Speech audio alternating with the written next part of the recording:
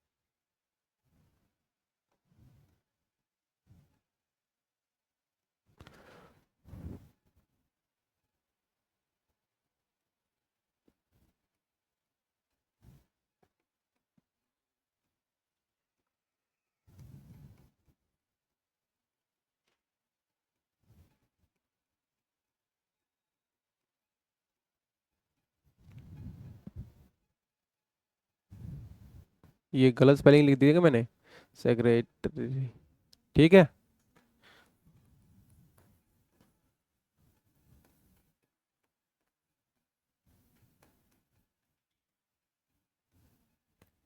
27 Feb को होता है एग्ज़ाम।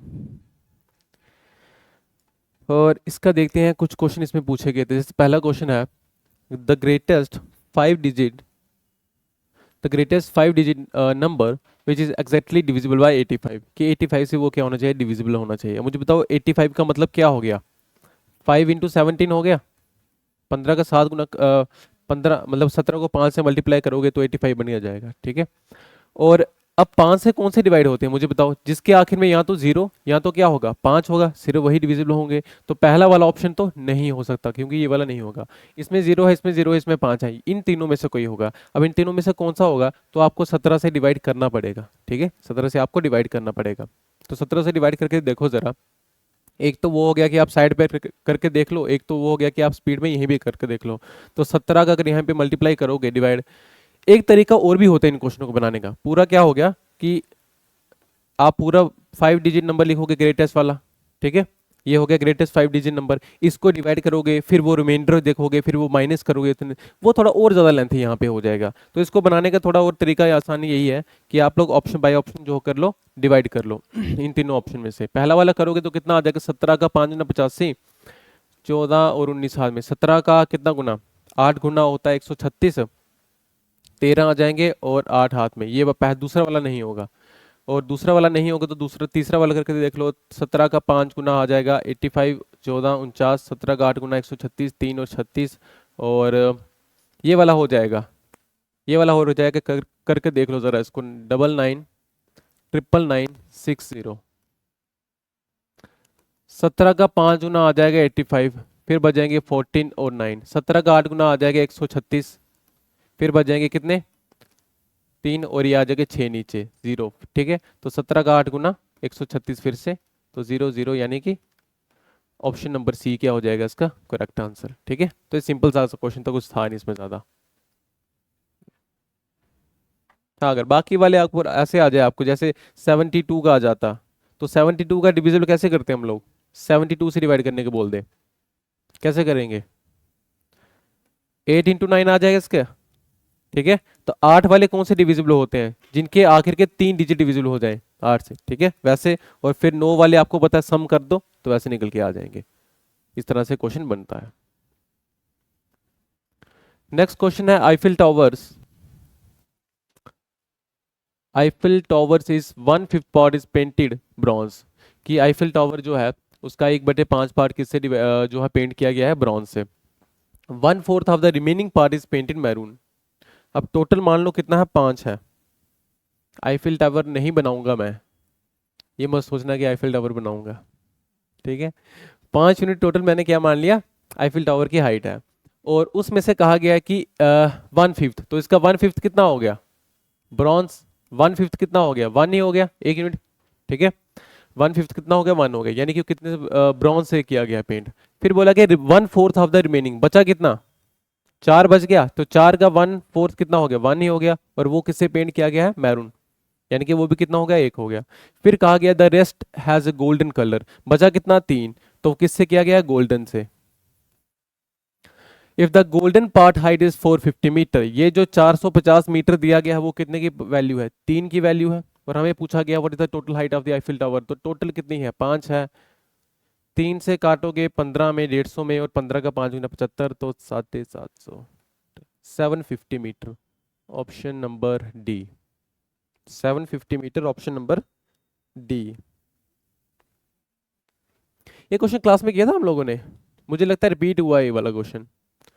क्लास में नहीं किया होगा शायद, मुझे लगता है पीछे किसी, हाँ शायद किसी पेपर में ये क्वेश्चन भी जो है रिपीट किया है इन्होंने।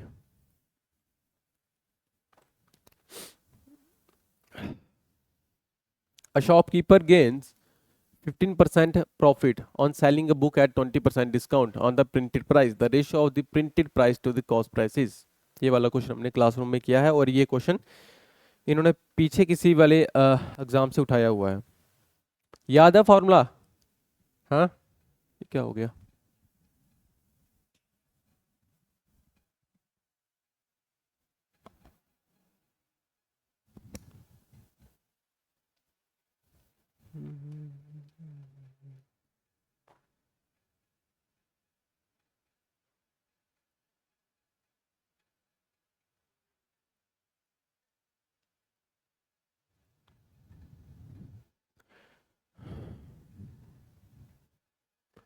इंटरनेट चला गया क्या?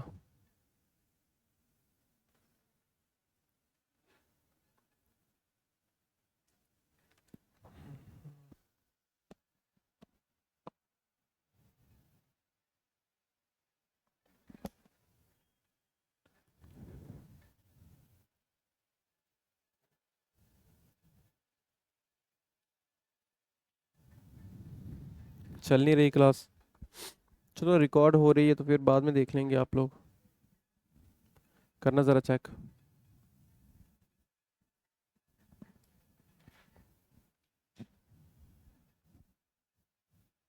नहीं चल रही है?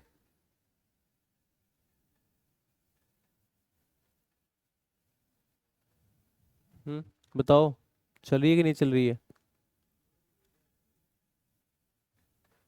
चलो रिकॉर्ड हो रही है तो फिर बाद में देख लेंगे जो है। चलो देखो नेक्स्ट क्वेश्चन।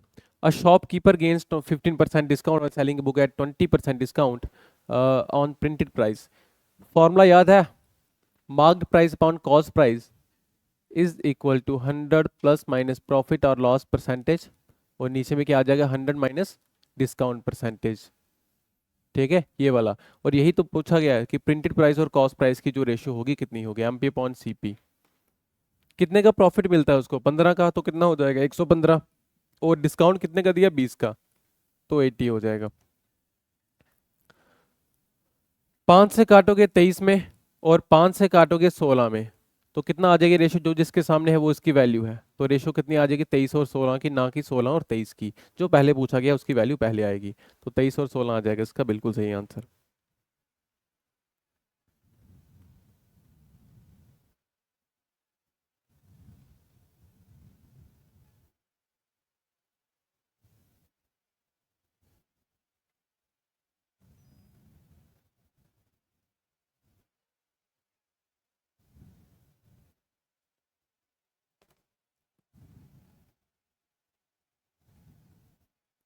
कुछ गड़बड़ हो गई है क्लास में, क्यों नहीं चल रही है?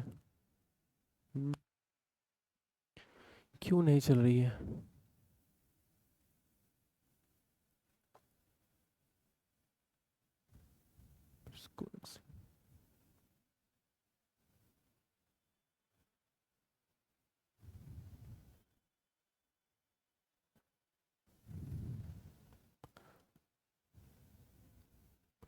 नेक्स्ट क्वेश्चन है, during a sale there is 25% off on electric choppers.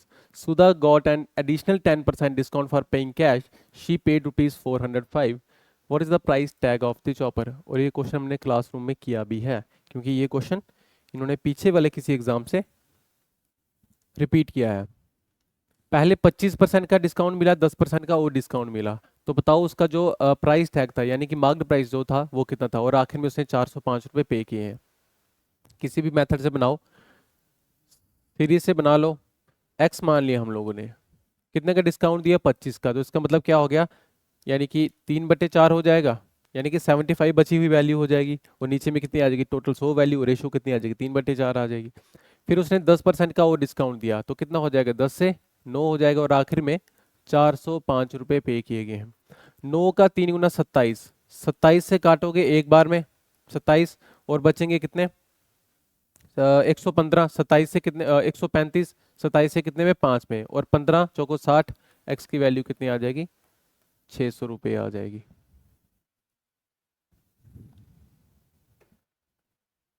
Successive से बना सकते थे, रेशो से बना सकते थे, किसी भी मेथड से, बेसिक से बना सकते थे, लेकिन जब वैल्यू बढ़ती चलती चलती है या कम होती चलती है, वहां से आसानी हो जाती है यहाँ से बनाने में।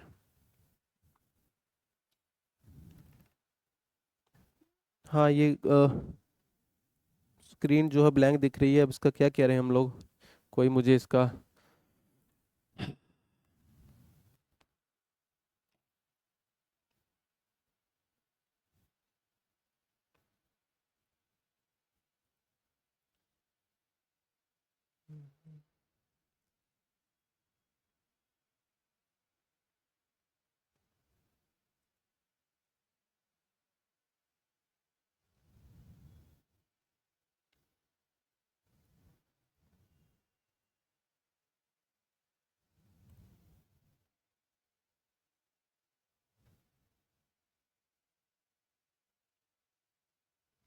मैडम को बुलाना है यार, एक मिनट।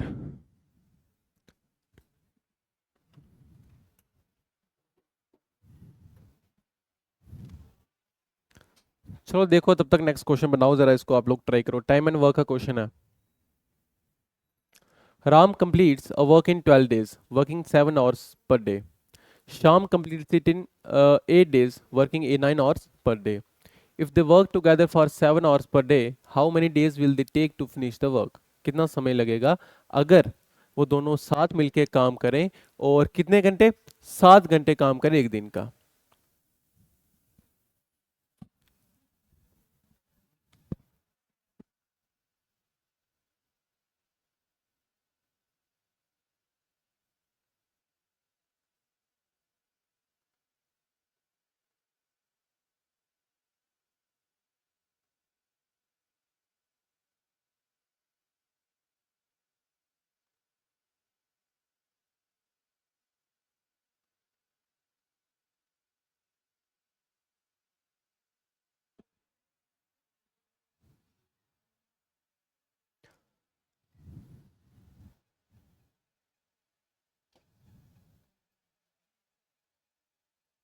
अब ठीक है,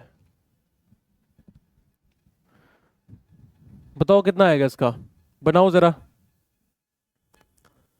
राम 12 दिनों में 7 घंटे काम करके एक दिन का काम कंप्लीट करता है, और श्याम उसी काम को 8 दिनों में एक दिन के 9 घंटे काम करके कंप्लीट करता है। अगर दोनों साथ मिलके काम करें और 7 आवर्स पर डे, एक दिन का 7 घंटे, तो कितने दिन लगेंगे उसको काम को कंप्लीट करने में। देखो, दोनों को जो काम करना है वो सेम करना है, सबसे पहले दोनों की एफिशिएंसी निकाल लो। ये मिनट, ऐसा आ रहा है देखो। हम्म, या मुझे लगता है इंटरनेट तो नहीं लॉस हो गया है ना, इसको एग्जिट करना पड़ेगा, है ना। हाँ,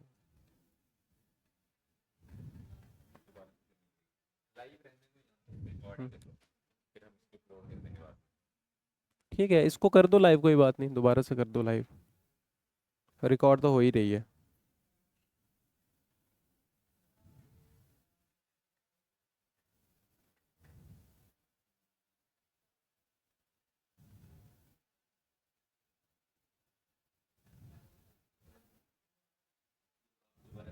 ठीक,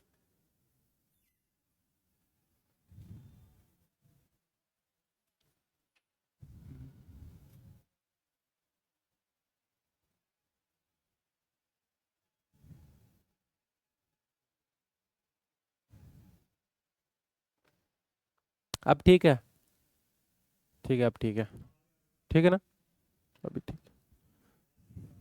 आवाज नहीं आ रही। चलो अब ठीक है, बताओ जरा कितना आया इसका। देखो दोनों को जो काम करना है ना वो बिल्कुल सेम है, ठीक है। सबसे पहले दोनों के एफिशिएंसी निकालो। याद करो टाइम एंड वर्क में हमने आखिरी वाला एक टाइप की थी, वहां पे दोनों का काम सेम था, मैन और वुमेन वाला, वो याद करो। वहां पे थोड़ा क्वेश्चन इस तरीके से बनेंगे ये वाले भी, ठीक है। एमडीएच वाला कॉन्सेप्ट किया था आखिर में, ठीक है ना। देखो, हाँ, सी ऑप्शन है, चलो देखते हैं। तो बोला गया है कि राम कंप्लीट से वर्क कितना, 12 दिनों में और 7 आवर्स पर डे, और उसी काम को शाम करता है। चाहे आप इनके रेशो भी ले सकते थे, ऐसे भी चल जाता काम, चलो ऐसे ले लो, कोई दिक्कत की बात नहीं है। तो शाम उस काम को कितने दिनों में, 8 दिनों में, और पर आवर्स 9। यहां से काटो, जैसे 4 से काटोगे 3 में, 4 से काटोगे 2 में, 3 से काटोगे 3 में, तो कितना आ जाएगा राम।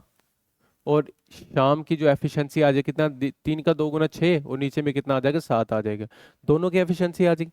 और चाहे इसको उठा लो चाहे इसको उठा लो, तो क्या आ जाएगा, टोटल वर्क निकल के आ जाएगा। अगर मैं इसको उठा लूं तो राम की एफिशिएंसी कितनी है, 6 है, यानी कि टोटल वर्क कितना आ जाएगा, 6, और मल्टीप्लाई 12 मल्टीप्लाई 7, ये आ गया टोटल वर्क। और इस काम को करना किसने है, इन दोनों को करना है, और कितने, 7 घंटे करना है पर डे का, यानी कि एक दिन का 7 घंटे, और दोनों को मिलके करना है। दोनों की एफिशिएंसी लेंगे, 6 और 7, 13 की एफिशिएंसी से।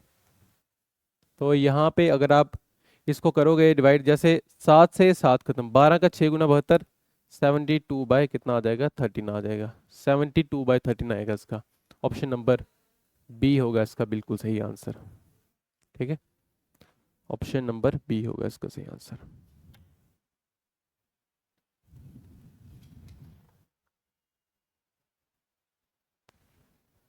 आया समझ में, बताओ। हम्म, आया समझ में, चल रही है। बताओ इस क्वेश्चन का आंसर जरा। द प्रेजेंट एज, एज वाला क्वेश्चन आपको जरूर आएगा, 201% आएगा। The present age ratio of brother to sister 6 और 7 की रेशियो है, ठीक है। और 12 साल पहले जो रेशियो थी वो कितनी थी, 3 और 4 की रेशियो थी। मुझे बताओ, यहाँ भी डिफरेंस एक का है, यहाँ भी डिफरेंस एक का है, तो डिफरेंस का कोई चक्कर नहीं है। 4 से हो गया 7, कितना बढ़ गया, 3। 3 यूनिट की वैल्यू कितने, 12 साल के बराबर। तो एक की वैल्यू 4 साल के बराबर, एक की वैल्यू 4 है, तो आपसे पूछा गया सम ऑफ देयर प्रेजेंटेज, और प्रेजेंटेज है ये वाली। 7 और 6 13, तो 13 को मल्टीप्लाई कर दो 4 से, कितना आ जाएगा, 52 आ जाएगा, बहुत स्पीड में।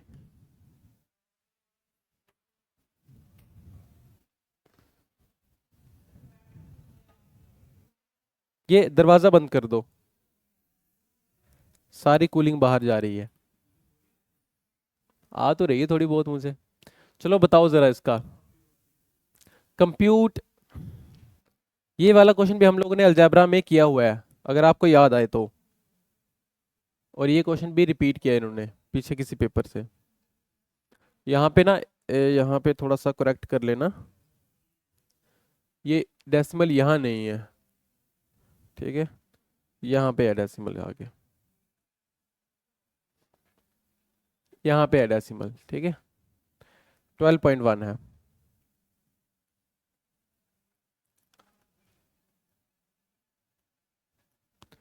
देखो ये सभी जो है ना स्क्वायर है, पहली बात तो ये, ठीक है। उसके बाद देखो 3 0 यहाँ पे आ जाएंगे, इसके नीचे 3 0 यहाँ आ जाएंगे, 6 हो गए, एक यहाँ पे आ जाएंगे, टोटल 7 हो गए। और यहाँ पे भी कैलकुलेट करो तो 4 0 इसके और 2 इसके, कितने हो गए, 6 हो गए, और मिला के ये कितना हो जाएगा, 7 हो जाएंगे। ऊपर के 7 0 नीचे के 7 0, टोटल खत्म, ठीक है, कुछ नहीं बचा। अब ये जो 81 है ना, ये किसका स्केयर है, 9 का, लिखो यहाँ पे 9। ये जो 64 है किसका स्केयर है, तो 8 का स्केयर है, मल्टीप्लाई। वो जो 484 है किसका स्केयर है, 22 का, 22 का। और ये जो 625 है 25 का स्केयर है। वो जो 25 है वो 5 का स्केयर है, और वो जो 121 है वो 11 का स्केयर है। 11 से काटोगे 2 में, 5 से काटोगे 5 में, और कुछ 2 से काट लो 4 में, ऊपर में आ जाएगा 9, और नीचे में आ जाएगा कितना, 20 आ जाएगा। और 90/2 यानी कि कितना आ जाएगा 0.45 आएगा। कितना आ जाएगा 0.45, option number C. 0.45 option number C आएगा इसका correct answer.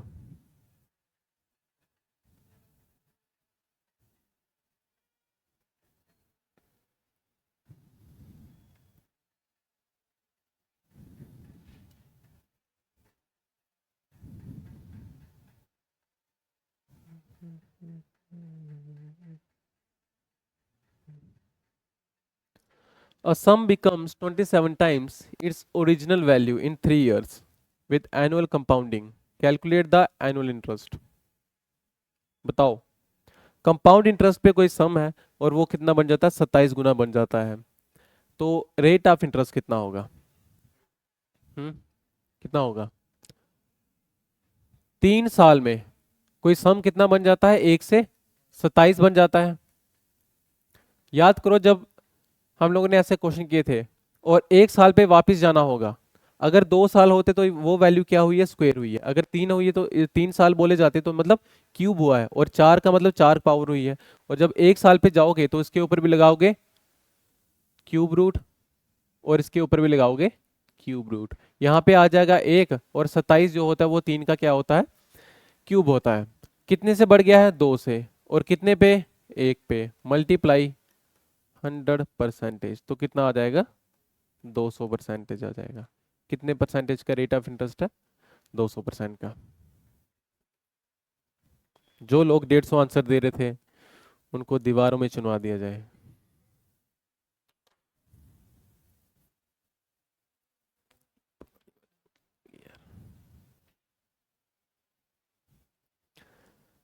x is equal to √5 plus 2, then find the value of x cube minus 1 upon x cube। Algebra का क्वेश्चन है और ये वाला हम लोगों ने क्लास में किया हुआ है। बताओ कैसे करोगे, बताओ मुझे, मैं जानना चाहता हूँ ये क्वेश्चन कैसे करोगे आप लोग। मैंने बताया था कैसे करना है, याद करो। और मैंने कहा था कि ये रिपीट है, और मैंने टेस्ट भी डाला था। हाँ बताओ। कैसे? हाँ, आप वैल्यू पुट करोगे यहाँ पे। हाँ हाँ, मतलब कि x की वैल्यू ये आ गई और 1/x की वैल्यू उसके 1/√5 + 2 आ गई। नहीं, याद करो मैंने आपसे कहा था कि ये क्वेश्चन इंपॉर्टेंट है, आया हुआ है, और मैंने टेस्ट में भी डाला था। और मैंने कहा था कि कुछ नहीं करना है, आपको क्या करना है, इन दोनों का क्या करना है, स्क्वायर करना है। ठीक है, वैसे जैसे आप बोल रहे हो ना वैसे बन जाएगा, ऐसी बात नहीं है, लेंथ ही जाएगा। ठीक है, √5 √5 का करना स्क्वायर। ठीक है, ये क्या है, ए है, और जो 2 है वो क्या है, बी है। ठीक है, ये क्या है, बी है। इसका भी करना स्क्वायर। इसका कितना आ जाएगा, 5, इसका कितना आ जाएगा, 4।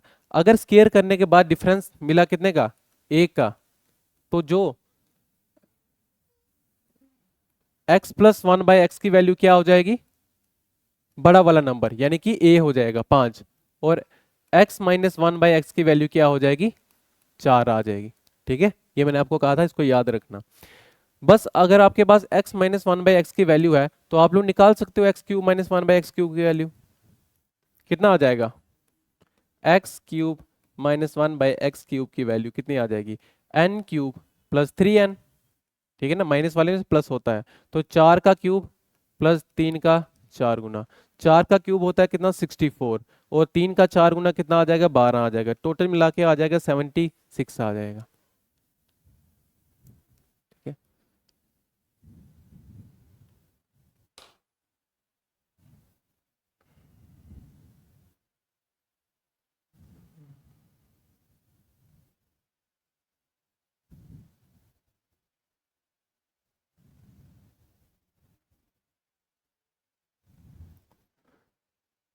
Linear equation,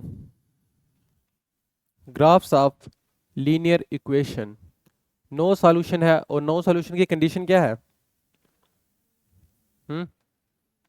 a1/a2 is equal to b1/b2 is not equal to c1/c2। ठीक है, इसमें से क्वेश्चन आना है, इसको मत भूलना।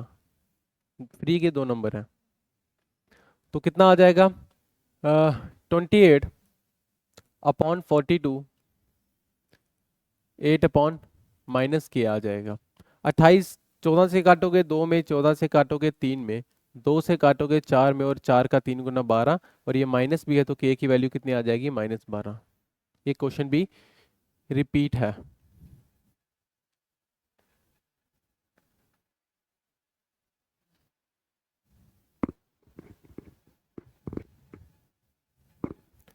Triangle ABC is inscribed in a circle with center O. If AB 17, BC 10, AC 9, then find its area. Then find its area. किसका एरिया लेकिन, सर्कल का कि ट्राइंगल का?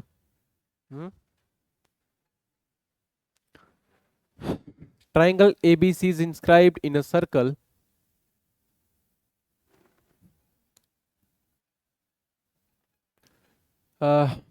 एक सर्कल है, उसके अंदर एक ट्राइंगल है, और मुझे बताओ जो सर्कल ये इसका सेंटर ओ होगा, ठीक है, इसको क्या बोलते हैं, ये वाला, इसको क्या बोलते हैं, ये वाला जो मैंने बनाया यहाँ से रेडियस सर्कल है, इसको कौन सा रेडियस बोलते हैं? सरकम रेडियस। क्या बोलते हैं? सरकम रेडियस। सरकम रेडियस।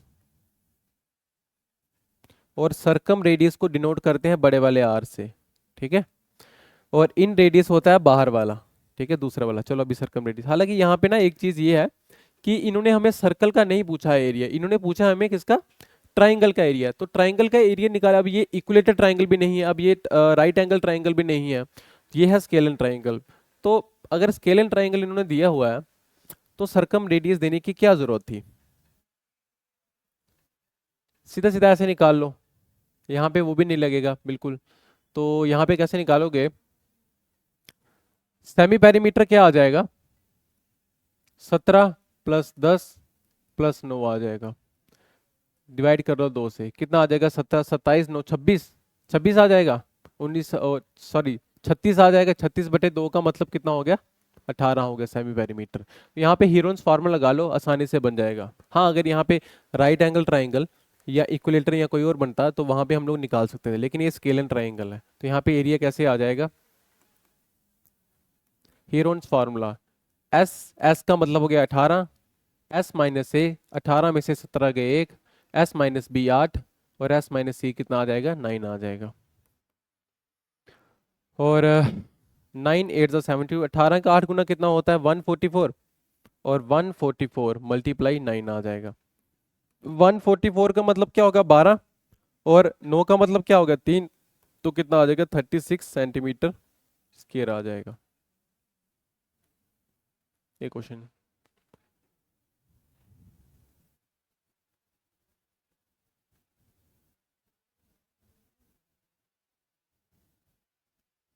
बताओ, अगर ये इक्विलेटरल ट्राइंगल होता तो सरकम रेडियस की क्या वैल्यू आती? सरकम रेडियस का डायरेक्ट हम लोगों ने क्या निकाला था, आर की वैल्यू, सरकम रेडियस की वैल्यू क्या आती? अगर मान लो इक्विलेटरल ट्राइंगल होता तो याद करो, अगर इक्विलेटरल ट्राइंगल में तो बड़े वाले आर की वैल्यू क्या आती है, a/√3, डायरेक्ट ए का मतलब हो गया जो उसकी साइड होगी, तीनों साइड इक्वल होंगी। और छोटे वाला का मतलब क्या होता है, इसका मतलब क्या होता है, छोटे वाले आर का मतलब इन रेडियस, इन रेडियस की वैल्यू क्या थी, a/2√3। ये भी किस में, दोनों में, लेकिन इक्विलेटरल ट्राइंगल में, ठीक है, ये याद रखना। In a circle with center O, diameter AB is extended to point P lying outside the circle, and PT is a tangent to circle at point C on it. If BPT is equal to 28 degree, find angle BCP. बताइए इसका answer.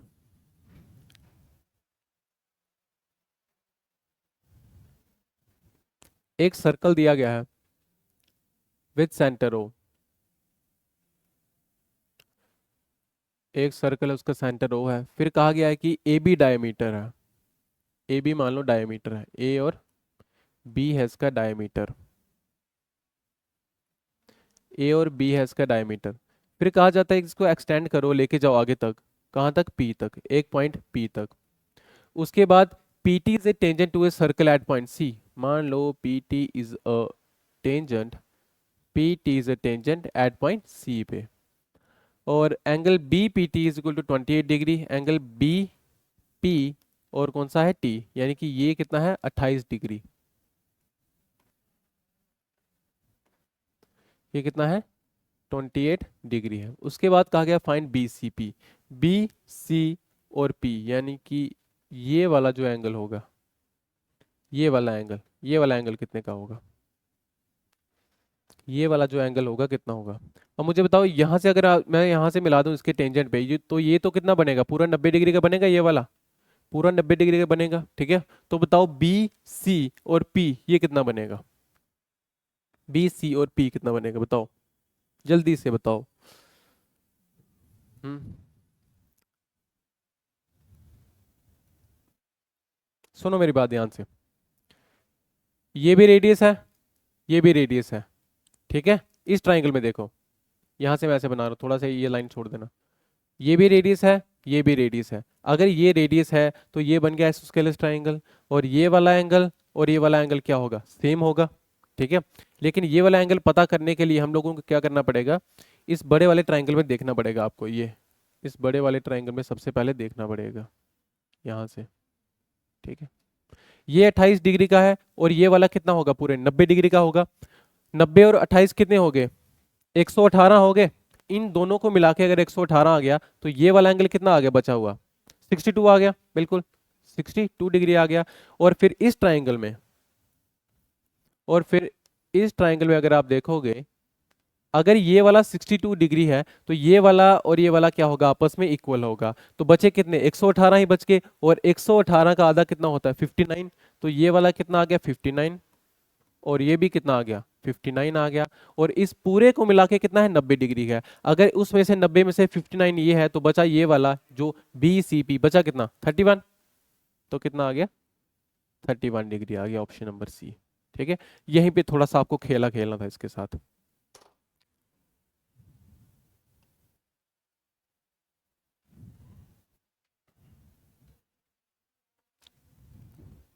Right circular cone, base radius 14 centimeter, height 48 centimeter, is cut at the midpoint of its height parallel to the base. Find the volume of the upper portion of the cone.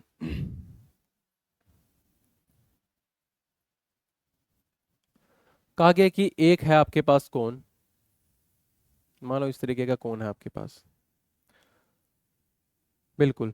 और कहा जाता है इसके जो base का जो radius है ना वो कितना है 14 है, और जो उसकी हाइट है वो कितनी है 48 है। और आपने क्या किया कि इसको कट कर दिया सेंटर में से, यानी कि मिड पॉइंट से इसके कट कर दिया। मान लो यहाँ से आपने क्या कर दिया, इसको ऐसे कट कर दिया। जो अपर वाला पोर्शन बच गया ना, ये वाला कट करने के बाद ऊपर वाला पोर्शन बच गया ना, इसका वॉल्यूम कितना होगा ये पूछा गया हमसे, ठीक है। और मिड पॉइंट से कट किया है तो इसका मतलब क्या हो गया, मिड पॉइंट से कट करोगे तो इसकी हाइट कितनी आ जाएगी, अगर पूरे की हाइट 48 तो आधी कितनी आ जाएगी 24 आ जाएगी, ठीक है। अब इसका रेडियस नहीं पता आपको, ठीक है। अब देखो अगर आप यहां से रेडियस इसका पता करना चाहते हो तो आपके पास दो तरीके हैं, क्योंकि एक तो ये क्या बन गया फ्रस्टम बन गया, ठीक है। जब आपने इसको कट कर दिया तो नीचे क्या बन गया फ्रस्टम बन गया। एक तो फ्रस्टम का फार्मूला लगा के आप लोग रेडियस पता कर सकते हो, क्योंकि फ्रस्टम में क्या होता है, एक ऊपर वाला रेडियस होता है कि नीचे वाला रेडियस होता है, ठीक है। और वो काम थोड़ा सा लेंथी चला जाएगा रेडियस निकालने में, वॉल्यूम रेडियस पता करते हुए। दूसरा तरीका क्या है, आप लोग इसकी हाइट की रेशो ले सकते हो। कैसे, जैसे हाइट की रेशो बढ़ेगी रेडियस की रेशो भी उसी तरीके से बढ़ेगी। कैसे, मेरी बात सुनो, आपको वॉल्यूम पता करना है और ज्यादा आसानी से बताता हूं। मान लो स्मॉलर कोन, ये वाला क्या है स्मॉलर छोटा वाला कोन, और ये वाला पूरा क्या है बड़ा वाला कोन लार्जर कोन, ठीक है। हाइट ऑफ स्मॉलर कोन और लार्जर कोन, या अगर इसका वॉल्यूम लिखोगे ना ऐसे लिखो, वॉल्यूम लिख लो, वॉल्यूम ऑफ स्मॉलर और वॉल्यूम ऑफ लार्जर कोन, ठीक है। वॉल्यूम क्या आ जाएगा 1/3 pi r square h 1/3 pi r square, दोनों के पास 1/3 पाई क्या है कॉमन है, ठीक है। और बचेगा क्या रेडियस का हाइट का, ठीक है, रेडियस का हाइट की रेशियो ले सकते हो। हालांकि वैसे भी थोड़ा लेंथी बन जाएगा काम। एक तरीका, बड़े सारे तरीके हैं इसको क्वेश्चन को बनाने के, पता है। मैं चाहता हूँ कि आपको आसानी से आसानी मिल जाए और थोड़ा सा आप लोग समझ भी जाओ। एक तरीका और बता देता हूँ, ये 24 है, 24 से कौन सा ट्रिपलेट बनता है बताओ? 7, 24 और 25 वाला ट्रिपलेट बनता है? बिल्कुल बनता है। अगर ये 7, 24, 25 वाला ट्रिपलेट बनता है तो आपको क्या पता करना है? वॉल्यूम। तो वॉल्यूम कितना आ जाएगा? 1/3 पाई का मतलब हो गया 22/7 पाई आर स्केयर का मतलब हो गया 7 × 7 और एच का मतलब क्या हो गया? 24 हो गया।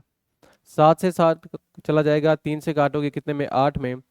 8 का 7 गुना 56, 56 का 2 गुना कितना आ जाएगा? 112। 112 को मल्टीप्लाई कर दोगे 11 से तो कितना आ जाएगा? 2, 2 1 3 आ जाएगा, 1 1 2 आ जाएगा और 1 2 3 2 आ जाएगा इसका आंसर। ठीक है, 1 2 3 आ जाएगा, 2 आ जाएगा। बिल्कुल आई बात समझ में? अगर ऐसे समझना चाहते हो तो ऐसे भी आ जाएगा, कोई दिक्कत की बात नहीं है। देखो वॉल्यूम उसकी क्या ले लो? हाइट की रेशो ले लो। हाइट की रेशो यहाँ पे भी और हाइट की रेशो यहाँ पे भी क्यूब में। जैसे ये छोटा वाला आ गया, छोटे वाले की हाइट कितनी है? 24 इंटू 24 इंटू 24 और बड़े वाले की हाइट कितनी है? 48 इंटू 48 इंटू 48। ठीक है, 24 से 2 में, ये भी 2 में और ये भी 2 में, और रेशो कितनी आ जाएगी? 1 और 8 की आ जाएगी। 2 का 2 गुना 4। ये किसकी हाइट है? बड़े वाले की। ये किसकी हाइट है? छोटे वाले की। ठीक है, आप वॉल्यूम निकालते हाइट निकालते दोनों चीजें सेम ही आनी थी रेशो बना के। उसके बाद फिर आपको वॉल्यूम निकालना पड़ता है बड़े वाले का। ठीक है, बड़े वाले का वॉल्यूम निकालने का मतलब हो गया 1/3 पाई आर स्केयर। आर बड़े वाले का रेडियस कितना है? 14 है।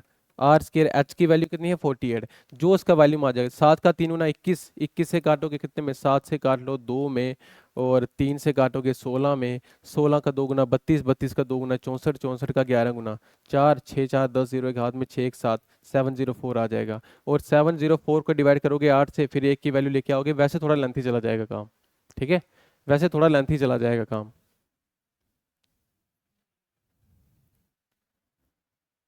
वैसे थोड़ा लेंथी चला जाएगा काम। ठीक है, बड़े वाले, सुनो मेरी बात फिर से बता देता हूँ, अगर नहीं समझ में आया फिर से बता देता हूँ। बड़ा वाला पूरा कौन है? इसका वॉल्यूम निकालोगे। ठीक है, इसके वॉल्यूम की रेशियो आ गई 8, इसके वॉल्यूम की रेशियो जितनी आएगी उसको डिवाइड कर देना 8 से।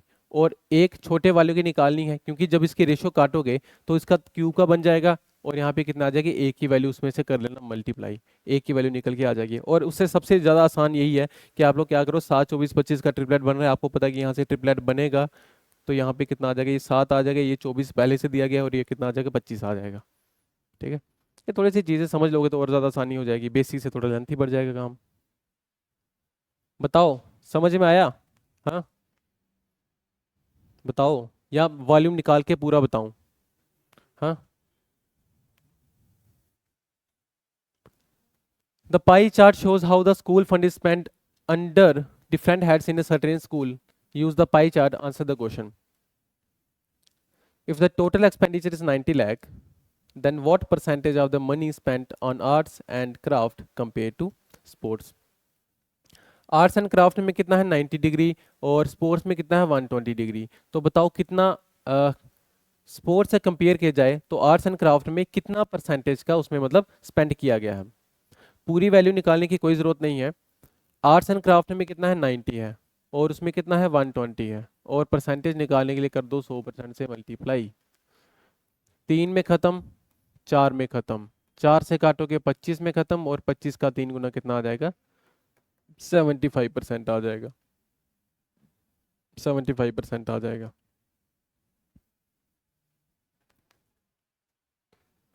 If cos theta 8/17 and theta lies in the first quadrant, वो find the value of cos 30 plus theta plus cos 45 minus theta plus cos 120 minus theta is। ये अच्छा क्वेश्चन है, क्वाड्रेंट वाला क्वेश्चन है। क्वाड्रेंट वाला नहीं पढ़ा है आप लोगों ने, है ना? क्वाड्रेंट वाला नहीं पढ़ा है, ठीक है कोई बात नहीं। चलो क्वाड्रेंट में कुछ ज्यादा है नहीं, थोड़ा सा बता देता हूँ मैं क्या है क्या। देखो अगर cos थीटा की वैल्यू, cos का मतलब क्या हो गया? cos थीटा का मतलब क्या हो गया? बेस अपॉन हाइपोटेन्यूज, और बेस कितना है? 8 है, हाइपोटेन्यूज कितनी है? 17 है। ये आ जाएगा 8, ये आ जाएगा 17 आ जाएगा। तो 8 15 17 का बनता है ट्रिपलेट। ठीक है, ये आगे कितना? 15 आ गया। उसके बाद अब यहाँ पे cos cos a plus B की, cos a प्लस बी की जो फॉर्मूला होता है वो क्या होता है? cos a plus B, cos a cos b minus sine a sine b, और प्लस वाले में माइनस होगा और माइनस वाले में प्लस होगा, ठीक है। यहाँ पे आपको फॉर्मूला लगाना पड़ेगा। और cos 120 डिग्री का मतलब क्या हो गया? अब देखिए यही तो बात है क्वाड्रेंट वाले, नहीं पता आपको लोगों को, चलो देखो यहाँ तक होता है 90 डिग्री, ठीक है। जब यहाँ पे एंटर कर जाओगे तो वो 90 डिग्री से ज़्यादा चल जाएगा 180 डिग्री तक, फिर ऐसे पूरा पूरा चलता है सर्कल, ठीक है। तो 120 डिग्री आएगा सेकंड क्वाड्रेंट में, आई बात समझ में। और कॉस जैसे वो दिया गया ना, कॉस 120 माइनस थीटा, ठीक है। चलो इस क्वेश्चन को मैं आपको कल करवाऊंगा, कल कल ट्रिग्नोमेट्री क्लास रखेंगे, वहां पे कराऊँ, थोड़ा क्वाड्रेंट के बारे में बता दूंगा, ठीक है। इसको कर लो, ठीक है। थोड़ा क्वाड्रेंट भी बता दूंगा इसके बारे में, ठीक है। इसको कल के, ये वाला बताओ। A wheel makes 12 revolutions per minute. Find the angle in radians described by a spoke of the wheel in 1 second. 1 second में कितना वो जो है एंगल कवर करेगा, वही बताना है। बताओ, मुझे बताओ, पूरा सर्कल जो होता है, थीटा की वैल्यू रेडियन में कितनी होती है? 180, 180 डिग्री होगी। तो पूरे पूरे की कितनी हो जाएगी? 2 पाई, यानी कि 360 हो जाएगी, ठीक है। हमसे बोला गया है कि 12 रेवोल्यूशन पर मिनट में, 1 मिनट में 12 रेवोल्यूशन, ठीक है। 1 मिनट में 12 रेवोल्यूशन, एक रेवोल्यूशन के लिखते हैं 2 पाई, 2 पाई लिखते हैं एक रेवोल्यूशन के लिए। तो 12 के लिए कितने लगेंगे? इतना आ जाएगा। और ये 12 रेवोल्यूशन होती है कितने मिनट में? 1 मिनट में। और 1 मिनट का मतलब हो गया 60 सेकंड में। कितने सेकंड में? 60 सेकंड में। और हमें पता करना है कितना? 1 सेकंड का। तो कर लो यहां से मल्टीप्लाई, 12 से काटोगे कितने में? 5 में, तो कितना आ जाएगा? 2 पाई अपॉन 5 आ जाएगा।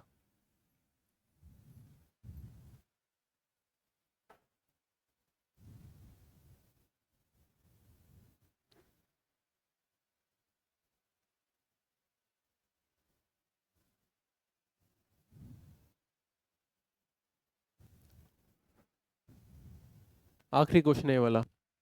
A square base pyramid, pyramid का क्वेश्चन है। Square base pyramid has a volume of 250 centimeter cube and height 30 centimeter. Find the length of the slant edge, that is the distance between the apex and any other vertex, rounded to the nearest integer.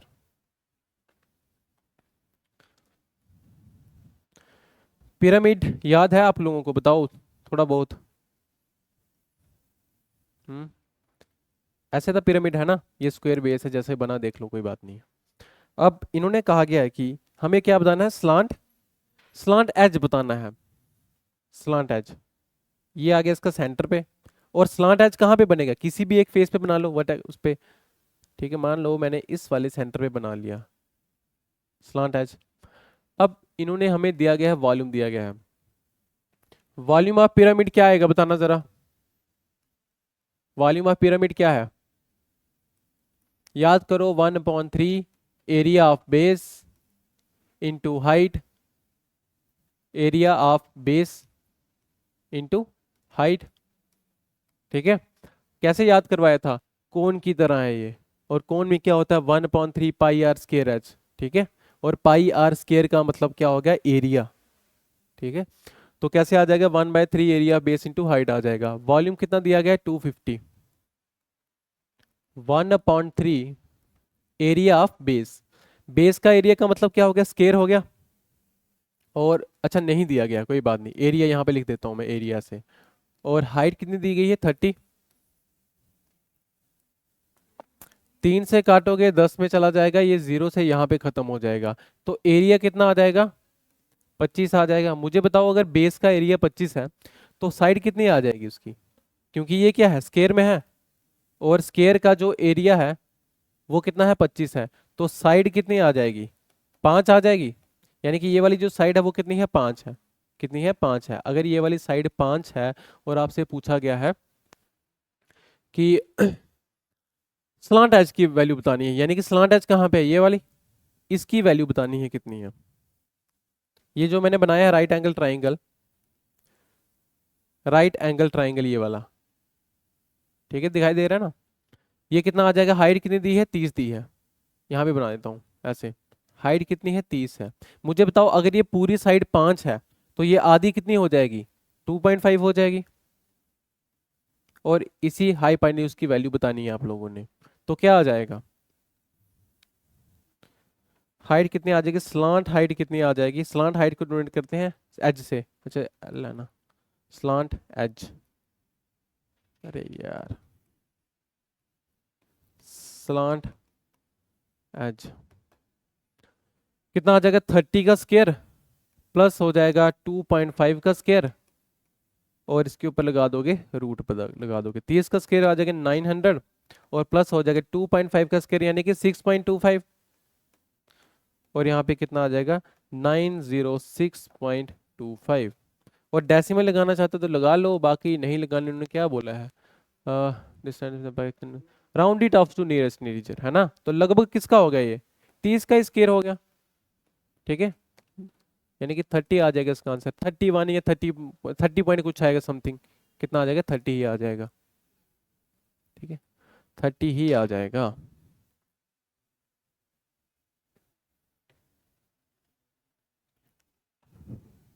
ये थे कुछ question previous year. कल हम लोग trigonometry class पढ़ेंगे, ठीक है, थोड़ी सी रिवीजन करेंगे ट्रिग्नोमेट्री की।